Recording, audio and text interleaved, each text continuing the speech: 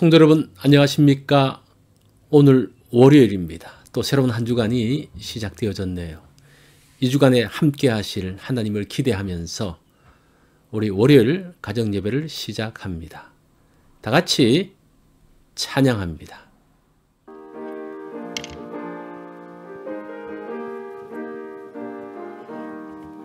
예수가 함께 계시니 시험이 오나 겁없네.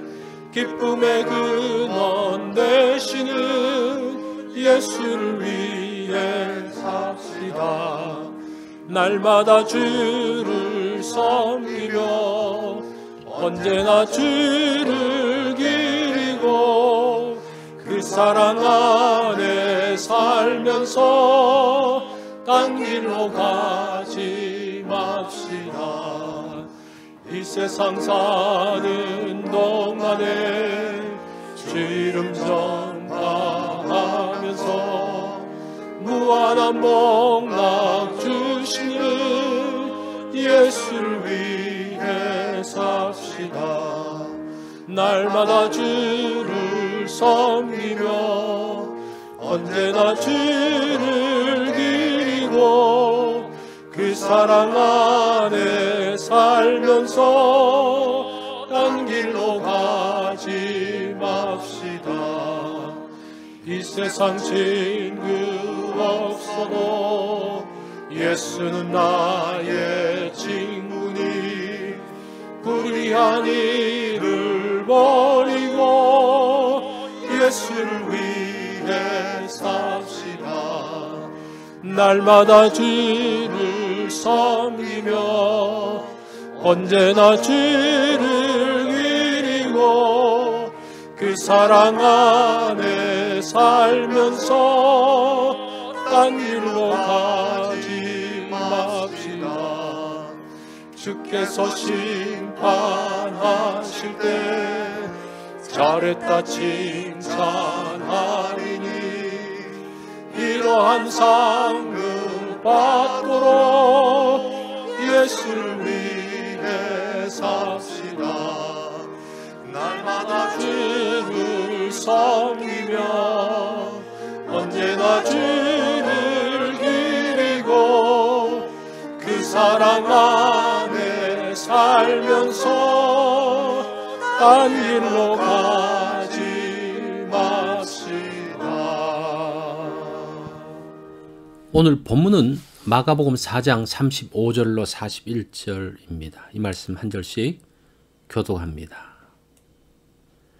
그날 저물 때에 제자들에게 이르시되 우리가 저편으로 건너가자 하시니 그들이 무리를 떠나 예수를 배에 계신 그대로 모시고 가매 다른 배들도 함께 하더니 큰 광풍이 일어나며 물결이 배에 부딪혀 들어와 배에 가득하게 되었더라. 예수께서는 고물에서 베개를 베고 주무시더니 제자들이 깨우며 이르되 선생님이여 우리가 죽게 된 것을 돌보지 아니하시나이까 하니 예수께서 깨어 바람을 꾸짖으시며 바다더러 이르시되 잠잠하라 고요하라 하시니 바람이 그치고 아주 잔잔하여 지더라. 이에 제자들에게 이르시되 어찌하여 이렇게 무서워하느냐 너희가 어찌 믿음이 없느냐 하시니 그들이 심히 두려워하여 서로 말하되 그가 누구이기에 바람과 바다도 순종하는가 하였더라. 아멘. 오늘 말씀의 제목은 주님과 함께 간 곳입니다. 예수님께서 가자고 하신 곳은 어디일까요? 예수님께서 지시하신 곳에는 무엇이 있을까요? 예수님이 가라고 하신 곳으로 기대감을 가지고 갔는데 어떤 일이 벌어질까요? 35절 말씀을 다시 한번 읽습니다. 그날 저물 때에 제자들에게 이르시되 우리가 저편으로 건너가자 하시니 제자들이 갈릴리 바다 건너편으로 간 것은 예수님께서 말씀하셨기 때문입니다. 그래서 날이 저물 때에 배를 띄워서 갈릴리 바다로 나갔습니다. 갈릴리 바다는 남북의 길이가 한 13마일, 동서의 길이가 8마일, 수심이 50m 정도 되는 큰 호수입니다. 갈릴리 바다 북쪽과 동쪽에는 높은 산들이 둘러싸여 있습니다. 북동쪽에 있는 헐몬산은 해발 2760m로 백두산보다 더 높습니다. 헐몬산에 눈이 녹은 차가운 물이 계속 갈릴리 바다로 내려갑니다. 갈릴리 바다는 아열대성 기후로 상당히 덥습니다. 산 위에서 부는 차가운 바람이 갈릴리로 내려오면서 더운 공기와 만나면서 이상기후가 만들어지고 그로 인해서 돌풍이 생기고 바다에는 높은 파도가 일어났습니다. 특히 밤에 이런 현상이 많다고 합니다. 예수님은 하루 종일 가르치심으로 인해서 피곤한 가운데서 배 뒤편 고물에 누워서 주무시고 있었습니다. 그런데 갑자기 큰 광풍이 불기 시작했습니다. 큰 광풍, 이 큰이라는 단어가 메가스거든요. 큰 광풍이라고 합니다. 다시 말해서 메가톤급의 광풍이 불었습니다. 예수님께서 말씀하신 대로 하면 좋은 일이 있어야 됩니다. 그런데 예수님의 지시대로 갔다가 큰 광풍을 만났습니다. 파도가 쳐서 물이 배에 가득 차면서 위험해졌습니다. 예수님 때문에 오히려 위험에 빠지게 되었습니다. 38절을 봅니다. 예수께서는 고물에서 베개를 베고 주무시더니 제자들이 깨우며 이르되 선생님이여 우리가 죽게 된 것을 돌보지 아니하시나이까. 제자들이 주무시고 있는 예수님을 깨웠습니다. 제자들은 이런 위험 속에서 예수님께서 무엇인가를 하시기를 원했습니다. 배에 들어온 물을 같이 퍼내든지 배 위에 있는 움직이는 물건들을 치우든지 어떤 일이든지 하기를 원했을 것입니다. 자, 그런데 예수님은 어떤 일을 하셨습니까? 39절을 봅니다.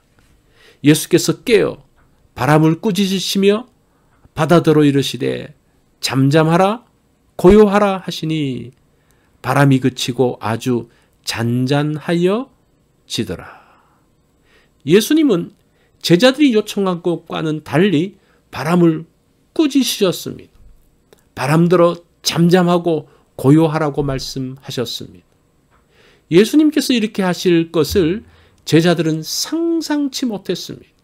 그러자 바람이 그치고 바다는 아주 잔잔해졌습니다. 예수님의 해결책은 미봉책이 아닙니다. 물을 퍼내는 정도가 아닙니다.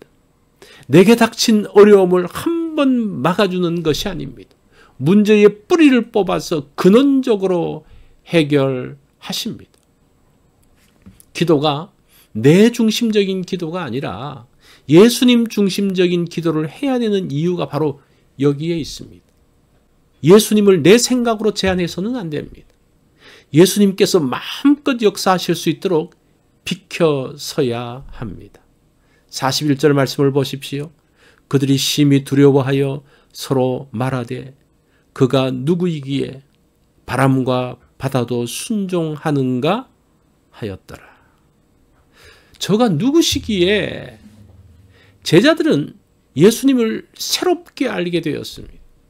예수님은 당신이 누구신지를 알려주기 위해 밤에 제자들을 데리고 바다 건너편으로 가셨습니다. 예수님은 나를 파도치는 바다로 데려가십니다. 어렵고 힘든 길로 데려가십니다. 위험한 곳으로 예수님도 함께 가십니다. 그곳에서 예수님이 어떤 분이신지를 보여주십니다. 예수님께서 저편으로 건너가자고 하면 걱정 없이 따라가면 됩니다.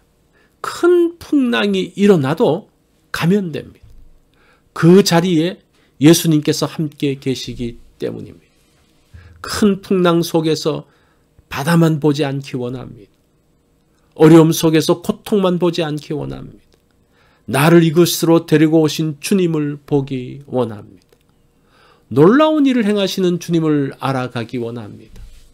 주님께서 가라는 곳은 편안하고 쾌적한 곳이 아닐 수 있습니다.